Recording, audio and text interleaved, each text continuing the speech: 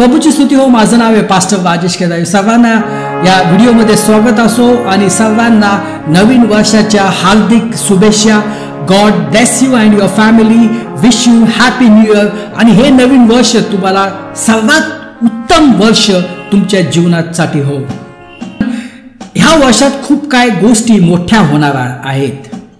ज्या भविष्यवाणी आपण बघत होतो, वाचत होतो, त्या भविष्यवाणीची पूर्तता या वर्षी होऊ शकते.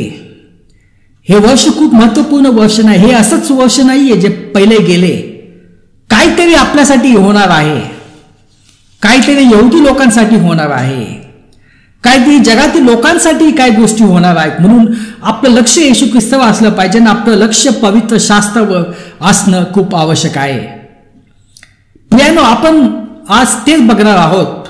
3-4 गोष्टी आपण बघणार आहोत आणि त्यातून आपल्याला समजेल की हा दिवस खूप जवळ येऊन ठेपलेला आहे.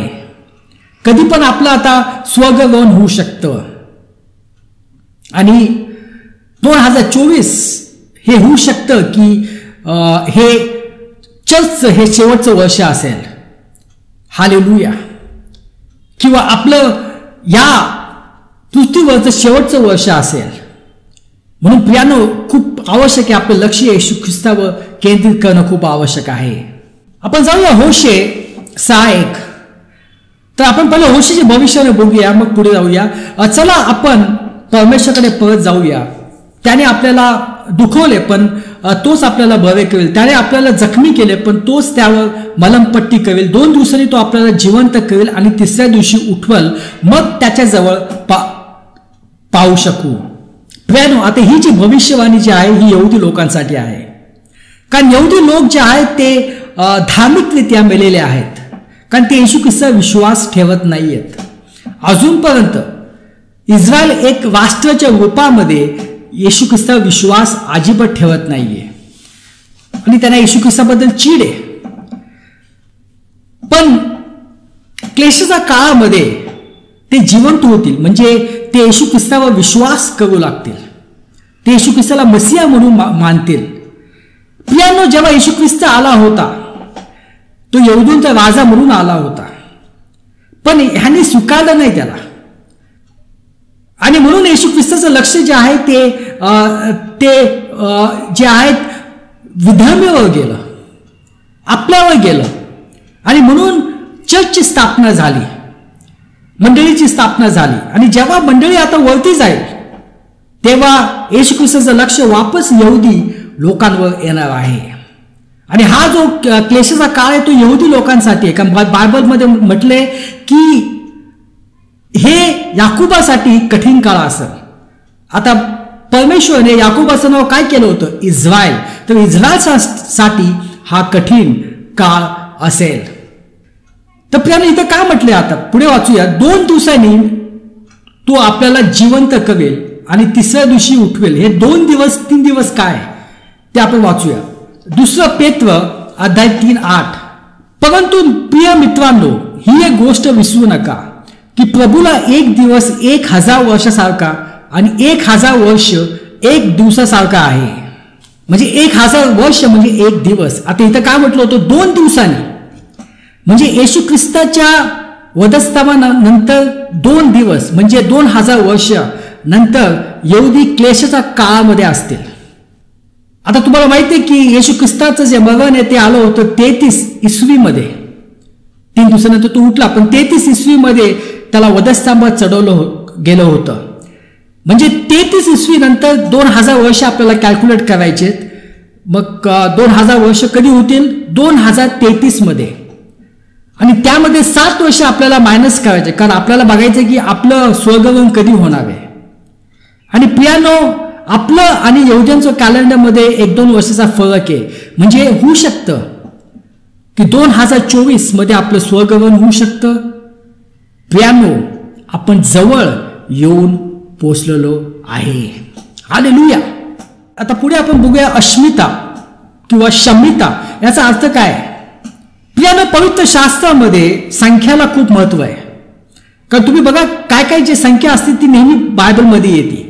जसं काय 40 दिवस, 40 वर्ष.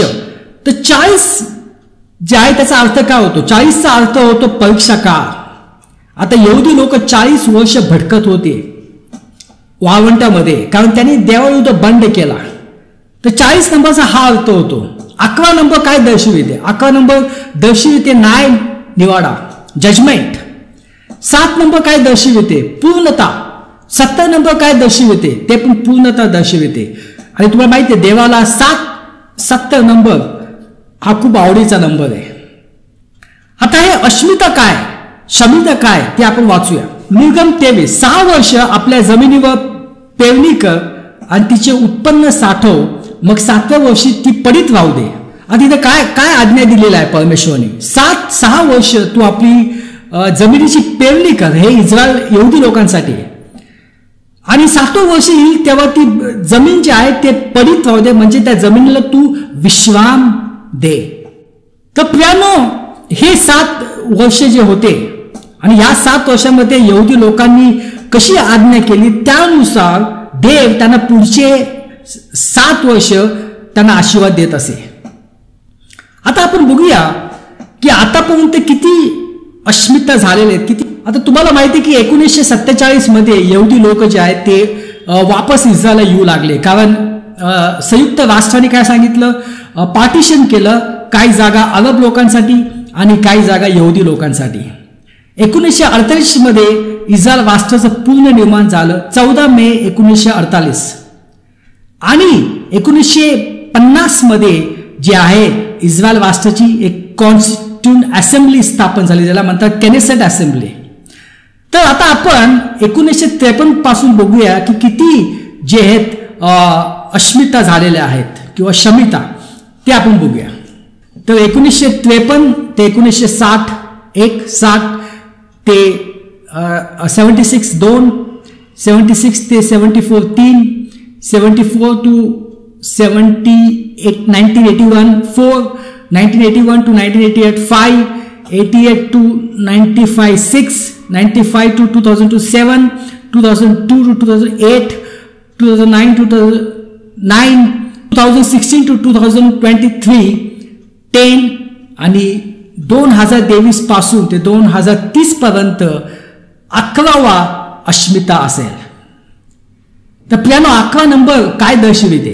11 नंबर दर्शविते न्याय निवाडा, जजमेंट. तर प्रियानो, आता तुम्हाला माहिती आहे क्लेशाचा काळ हे जे आहे हे यहुदींसाठी खूप कठीण काळ आहे आणि तो त्यांच्यासाठी न्यायाचा काळ असेल.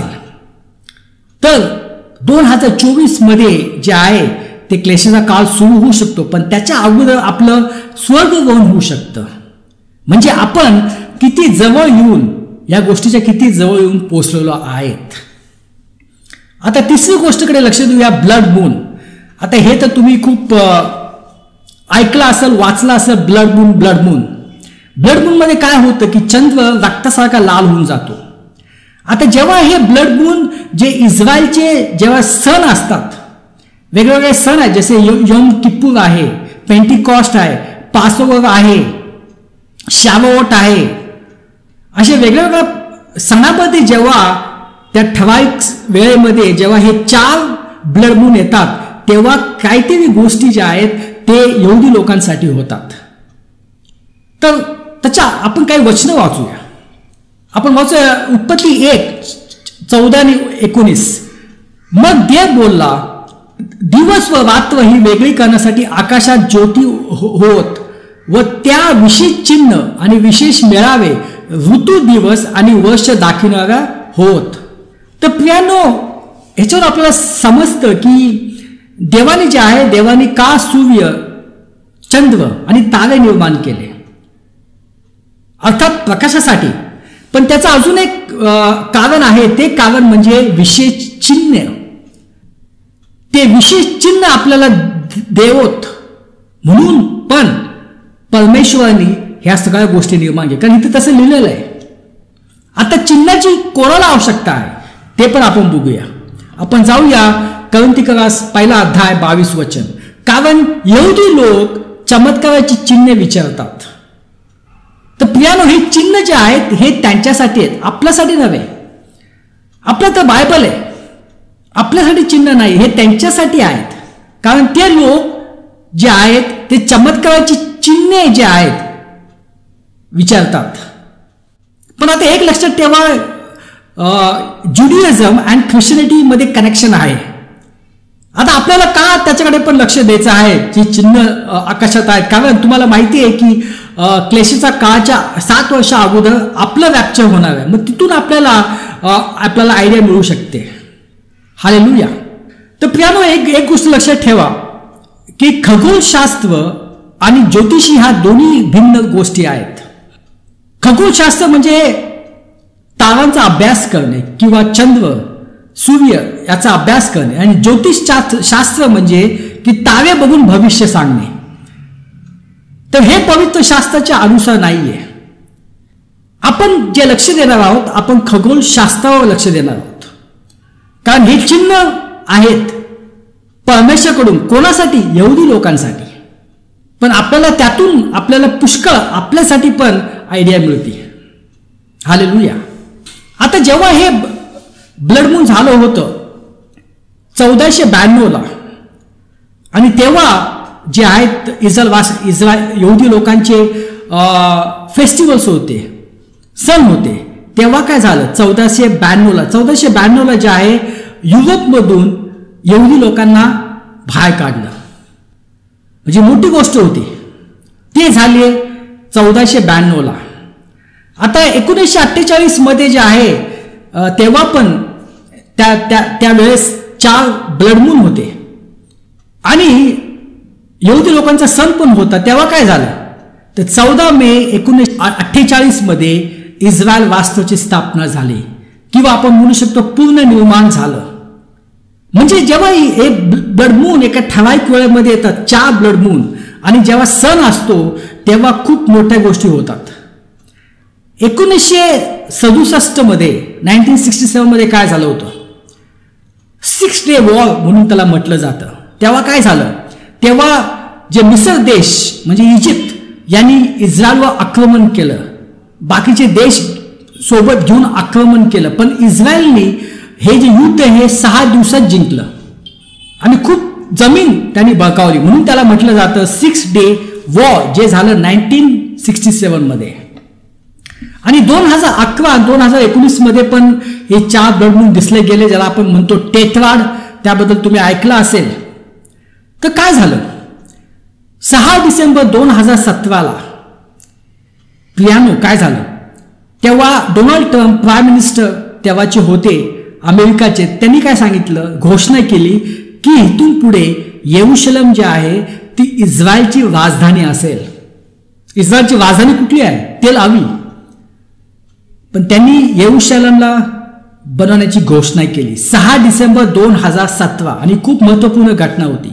आणि पुढच्या वर्षी 14 मे 2018 अमेरिकाची जी एम्बेसी आहे ती फिजिकली जी आहे ती जेरुसलेमला शिफ्ट झाली. हे तुम्ही तर वाचलं असेल. म्हणजे मे 14, 1948 इस्रायल राष्ट्राची स्थापना झाली. त्यानंतर एक्झॅक्ट 70 वर्षांनी येरुशलेम जे आहे ते इस्रायल राष्ट्राची राजधानी झाली. हालेलुया. ह्या गोष्टी झाल्या. आणि महत्वपूर्ण, आणि त्याच काळात 23 सप्टेंबर 2017 एक चिन्ह दिसला आहे. आकाशामध्ये चिन्ह दिसला आहे.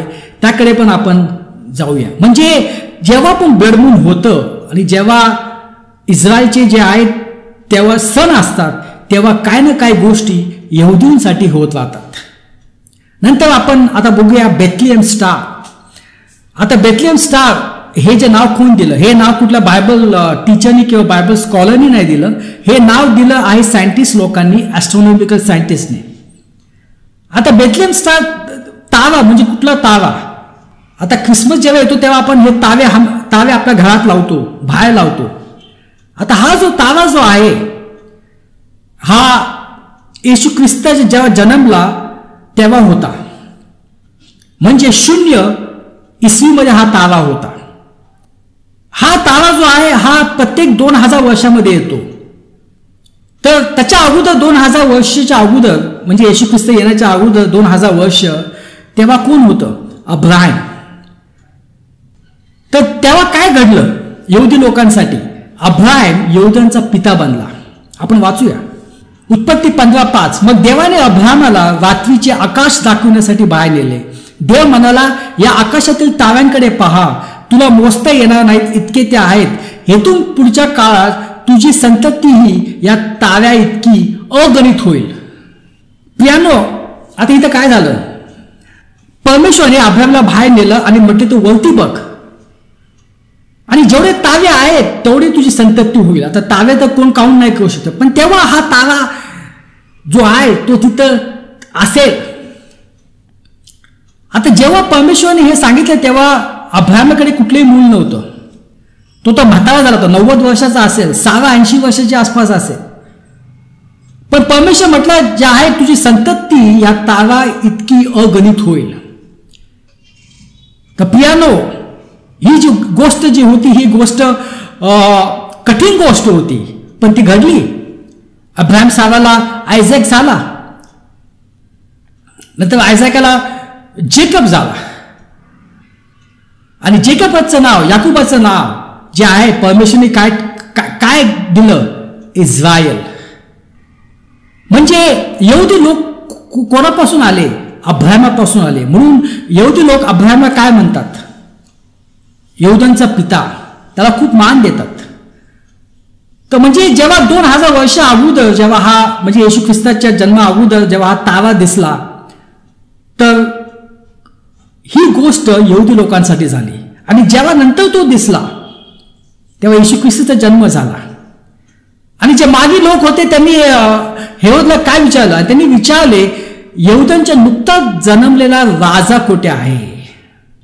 बघा, म्हणजे जेव्हा हा तारा येतो काय ना काही गोष्टी यहुदी लोकांसाठी होतात. आता हा जो तारा जो आहे तो नंतर दिसला. कधी? 23 सप्टेंबर 2015ला. तुम्ही गुगल करून बघा, व्हिडिओज पहा, काय झालं 23 सप्टेंबर 2015ला. हाच तारा दिसला आणि सायंटिस्ट जे आहेत, नासा सायंटिस्ट, ॲस्ट्रॉनॉमिकल सायंटिस्ट, त्यांनी सांगितलं याला नाव दिलं बेथलेहम स्टार, कारण हाच तारा जो होता जेव्हा येशू ख्रिस्ताचा जन्म झाला होता तेव्हा हा तारा होता. हालेलुया. तर 23 सप्टेंबर 2015ला हा दिसला. तर प्रियानो, जेव्हा हा तारा दिसतो आणि त्याच्यामध्ये जे आहेत 2 वर्षाचा काहीतरी दोघांमध्ये संबंध आहेत. म्हणजे मला माहित नाही की 2 वर्ष हा तारा आकाशात असतो, पण काहीतरी 2 वर्षामध्ये होतं. आता जेव्हा हा तारा दिसला, आता मागे लोक जे होते ते पर्शियामधून आले होते. काही बॅबिलॉन, एक बॅबिलॉनचा होता, एक इंडियामधून होता. आणि त्यांनी जे आहे लांब मोठा प्रवास करून येरुशलेमला गेले. पहिले त्यांनी हेरोदला भेटले. आता हेरोद तेव्हा यहुदांचा राजा होता आणि त्यांनी सांगितलं, यहुदांचा राजा कुठे जन्मला? आता तो तर आतून तर खूप चिडला असेल, मी तर राजा आहे आणि तुम्ही म्हणतात यहुदांचा राजा जन्मलेला आहे. पण त्यांनी जे आहे त्यांनी सर्व त्यांच्याकडून माहिती घेतली आणि त्यांना सांगितलं, तुम्ही जा, भेटा आणि मला वापस येऊन सर्व काही सांगा. आणि काय झालं की ते वापस गेले नाही, कारण देवाने त्यांना सांगितलं, त्यांना स्वप्नात सांगितलं, वापस जाऊ नका, तुम्ही दुसऱ्या वाटेने वापस जा. आता आपण वाचूया. तेव्हा ज्ञानी लोकांनी आपल्याला फसवले हे पाहून हेरोद अतिशय रागावला. त्याने ज्ञानी लोकांकडून त्या बालकाच्या जन्माची वेळ नीट समजून घेतली. त्यानुसार बालक जन्माला आता 2 वर्षे उलटली होती. म्हणून त्याने माणसे पाठवून बेथलेहम व त्याच्या आसपासच्या प्रदेशातील 2 वर्षाच्या व त्याहून कमी वयाच्या मुलांची कत्तल करण्याची आज्ञा दिली. प्रियानो, पुष्कळ ख्रिस्ती लोकांना वाटतं की हे जे मागे लोक जे आहेत हे तारा बघितलं ते लगेच आले आणि लगेच त्यांनी येशू ख्रिस्ताला भेटले. योसेफ आणि मरियाला भेटले. काय जण म्हणतात की 13 दिवस लागले. पण प्रियांनो, बायबलच्या अनुसार असे नव्हे. आता इथं हेरोदने सगळं कॅल्क्युलेशन केलं होतं. कधी यांनी तारा बघितला, कधी येरुशलेममध्ये आले, कधी ते बेथलेहमला पोहोचतील आणि त्यांनी 5-6 महिने वाट पाहिली असेल. म्हणजे अंदाजे आपण म्हणू शकतो की त्यांना 1.5 वर्षापेक्षा जास्त वर्ष लागले येशूकडे पोहोचण्यासाठी. हे लक्षात ठेवा तुम्ही. आणि म्हणून इथे हेरोदने काय आज्ञा दिली की 2 वर्ष आणि त्याच्यापेक्षा कमी जेवढे बाळ आहेत त्यांची कत्ल करा. म्हणून मी तुम्हाला सांगतो, हा जेव्हा तारा येतो आणि 2 वर्ष काहीतरी गोष्टी यहुदी लोकांसाठी होतात. आता जसा हा तारा जो होता हा 23 सप्टेंबर 2015 दिसला. तर 23 सप्टेंबर 2015 तर काही झालं नाही, पण 23 सप्टेंबर 2017 एक चिन्ह जे आहे ते आकाशात दिसलं आहे. आता हे चिन्ह कोणासाठी आहे? चिन्ह यहुदी लोकांसाठी आहे. ते चिन्ह दिसलेलं आहे. आता हे चिन्ह तर सगळ्यांनीच पाहिले, सायंटिस्टनी पाहिलं, सगळ्यांनी पाहिलं. आणि तुम्ही गुगल, कारण तेव्हा सप्टेंबर महिन्यात 2017 खूप व्हिडिओ झाले होते ह्याच्याबद्दल. तर ते चिन्ह काय आहे ते आपण बघू आता. पण त्याच्या अगोदर आपण एक वचन वाचूया. यशहा 13:10. आकाशातील तारे व नक्षत्रे आपला प्रकाश देणार नाही, सूर्य उदय पावताच का ठिक्का पडेल, चंद्र आपला प्रकाश देणार नाही. तर प्रियांनो, इथं काय म्हटलंय? तारे आणि नक्षत्रे. आता नक्षत्र म्हणजे काय, ज्याला आपण इंग्लिशमध्ये म्हणतात कॉन्स्टिलेशन. तर नक्षत्र म्हणजे काय की तारांचा समूह. आणि कधी कधी काय होतं, तारांचा जो समूह जो आहे त्यात समूहमध्ये एक विशेष आकृती असते. आणि ते जी आकृती आहे, तो जो शेप जो आहे तो आपण पृथ्वीहून आपण ओळखू शकतो. हा शेप हा आहे, हा शेप आहे, हा शेप हा एका प्राणीसारखा आहे. तर त्याला म्हणतात नक्षत्र. आणि त्याला, त्या शेपला, त्या आकाराला एक नाव दिलं जातं, म्हणजे पारंपरिक नाव दिलं जातं. तर नक्षत्र म्हणजे तारांचा समूह. हालेलुया. स्तोत्रसंहिता 19. आकाश देवाची महिमा वर्णिते, अंतरिक्ष त्याची हस्तकृती दर्शविते. दिवस दिवसांची संवाद करते, रात्र रात्रीला ज्ञान प्रकट करते. वाचा नाही, शब्द नाही, त्याची वाणी ऐकू येत नाही, तरी त्याचे स्वर सर्व पृथ्वी आक्रमवतो, त्याचे शब्द दिगंतरी पोचतात. म्हणजे प्रियांनो, ह्या सर्व ज्या गोष्टी आहेत, सूर्य, चंद्र, तारे, ताऱ्यांचा समूह, नक्षत्र, या गोष्टी आपल्याला काहीतरी सांगतायत, काहीतरी आपल्याला चिन्ह देत आहेत. तसं मी तुम्हाला सांगितलं, ज्योतिषी वेगळं आहे. आपले ते भविष्य सांगत नाहीत, पण हे चिन्ह देत आहेत. चिन्ह कोणाला पाहिजे नसतात? यहुदी लोकांना पाहिजे नसतात. तर हे यहुदी लोकांसाठी काहीतरी चिन्ह असतात. तर काय झालं 23 सप्टेंबर 2017 आपण बघूया. प्रकाशित वाक्य 12 मध्ये बघूया. नंतर स्वर्गात एक मोठे चिन्ह दृष्टीस पडले. ते एक स्त्री दिसली, ती सूर्य तेज पांघरलेली होती आणि तिच्या पायाखाली चंद्र व तिच्या मस्तकावर 12 ताऱ्यांचा मुकुट होता. ती गरोदर होती आणि वेण्या देऊन प्रसूतीच्या कष्टाने ओढत होती. आता इथं काय म्हटलं आहे की स्वर्गात एक मोठं चिन्ह दिसलं, एक स्त्री दिसली आणि ती स्त्री गर्भवती होती. म्हणजे याचा अर्थ काय होतो की आकाशामध्ये एक नक्षत्र दिसलं, म्हणजे तारांचा समूह. आणि हे नक्षत्र एक गरोदर स्त्रीला दर्शविते. तर कुठलं नक्षत्र? ते आहे वर्गो.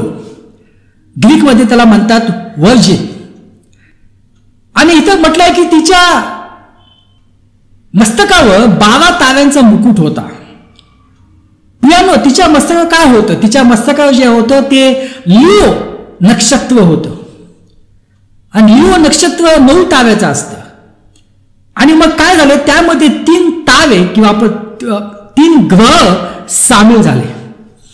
कुठले ते ग्रह होते? ते होते व्हेनस, मार्स आणि मर्क्युरी. म्हणजे शुक्र, मंगळ, बुध हे तिन्ही त्यामध्ये सामील झाले. म्हणजे असं दिसत होतं की तिथं 9 तारे आहेत. म्हणजे हे नक्षत्र वर्गो, स्त्री, तिच्या डोक्यावर लिओ नक्षत्र, 9 तारे, आणि हे तिन्ही जे आहेत ग्रह नेमके 23 सप्टेंबर 2017 ते तिथं आले.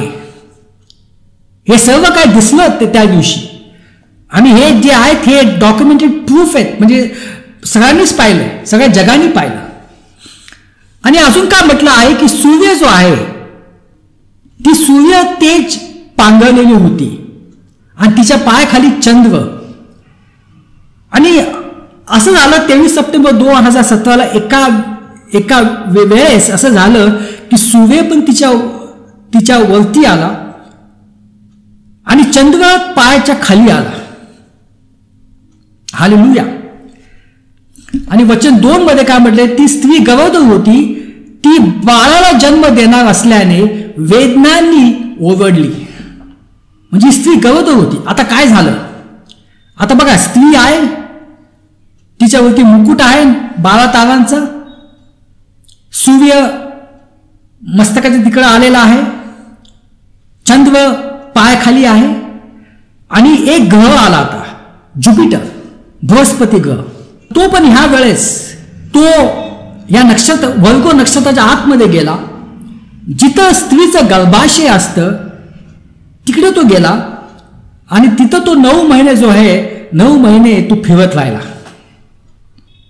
म्हणजे हा जो ज्युपिटर जो आला ते हे बाळ दर्शविते, कारण बाळ 9 महिने आईच्या पोटात असतं. पियानो काय लोक म्हणतील हे तर कोइन्सिडन्स आहे.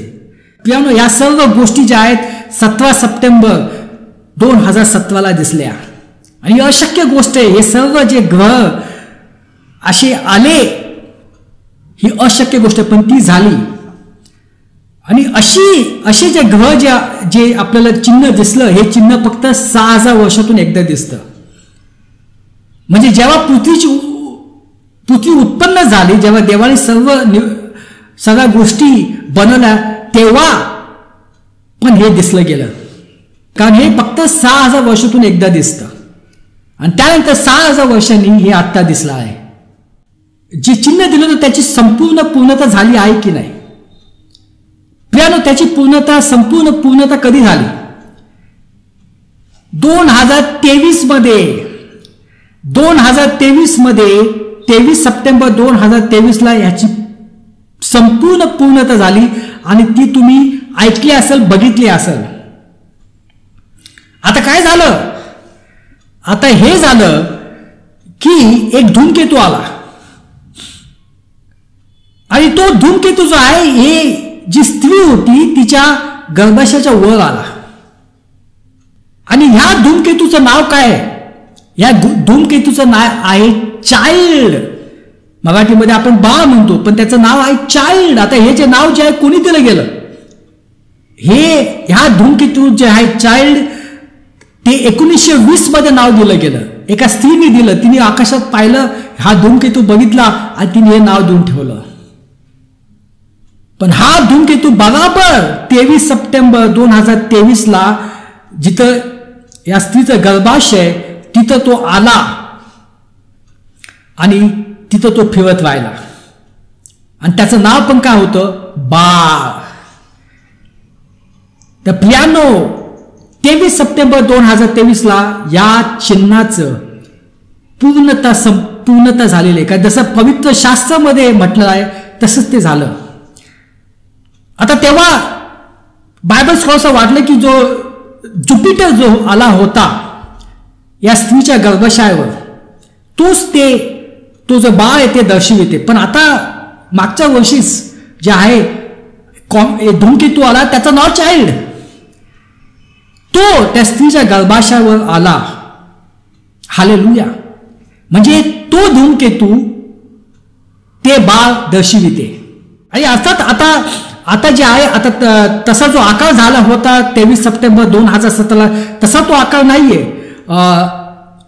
लिओ नक्षत्र आहे, त्याच्या खाली वर्गो नक्षत्र आहे, पण बाकीचे ग्रह नाही आहेत. पण हे जे धूमकेतू जो आहे तो बराबर जिथं गर्भाशय होतं तिथं तो गेला. त्याच्याच आसपास यहोशवा म्हणून एक धूमकेतू आला, म्हणजे जीसस. अजून एक धूमकेतू आला युनायटेड नेशन, अजून एक आला युक्रेन, अजून एक आला इस्रायल. आता हे नावं जे आहेत ते कोण बायबल स्कॉलर देत नाही, हे सायंटिस्ट लोकच देतात. पण चमत्कारिकरित्या ते हे नाव देतात आणि हे बायबलच्या अनुसार घडत होतं. कारण बघा 1920ला त्या स्त्रीने ह्या धूमकेतूचं नाव चाइल्ड ठेवलं गेलं आणि हा जो धूमकेतू जो आहे फिरत फिरत फिरत फिरत हा 23 सप्टेंबर 2023ला या स्त्रीच्या गर्भाशयात तिथं तो आला. प्रियानो, या सर्व गोष्टी ज्या आहेत यातून आपल्याला समजतं की शेवटचा काळ जवळ आलेला आहे, कधी पण काय पण होऊ शकतं. आणि जेव्हा 23 सप्टेंबर 2017 जेव्हा हे चिन्ह दिसलं, तर तुम्हाला माहिती आहे की त्याच वर्षी 6 डिसेंबर 2017 जे आहेत, जसं मी तुम्हाला सांगितलं की डोनाल्ड ट्रम्पने घोषणा केली की यरुशलेम इस्रायलची राजधानी असेल. हे कधीच झालं नाही. आणि मग पुढच्या वर्षी एम्बॅसी जी आहे ती फिजिकली शिफ्ट झाली यरुशलेममध्ये.